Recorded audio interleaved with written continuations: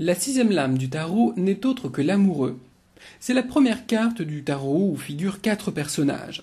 C'est une lame assez complexe et il ne faut pas s'en tenir à sa nomination ou à sa représentation. Personnellement, je rapproche cette carte de celle du diable, car il y a, dans sa symbolique, tout ce qui est en rapport avec le désir, la tentation, les interrogations ou les choix. Si certains y voient une image d'amour, de sentiment ou de mariage, je pense qu'il faut aller beaucoup plus loin, car elle incite ici à se poser des questions sur la fidélité, l'attirance ou l'influence que les autres ou le destin peut avoir sur nous.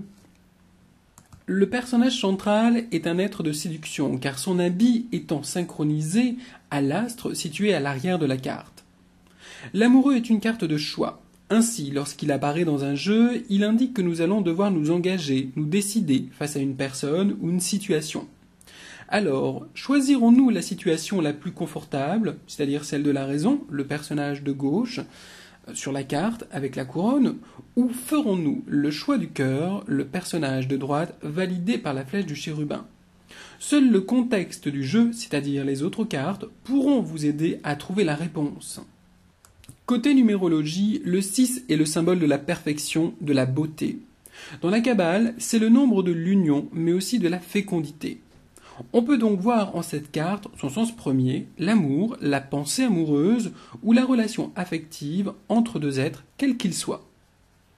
Il est aussi là pour nous signaler que nous devons prendre nos responsabilités et donc être conscients de nos actes et de nos choix.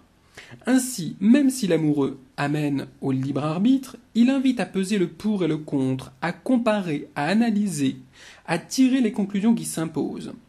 Nous devons donc être acteurs, mais aussi auteurs et non spectateurs.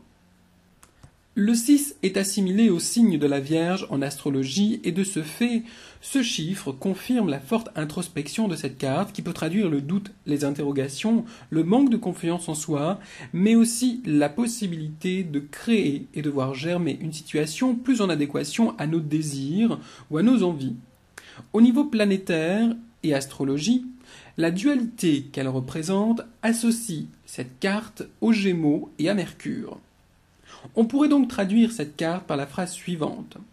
Sois conscient de qui tu es, sois conscient de tes faiblesses afin d'en faire des atouts, fais ton choix et quel que soit le résultat, assume-le.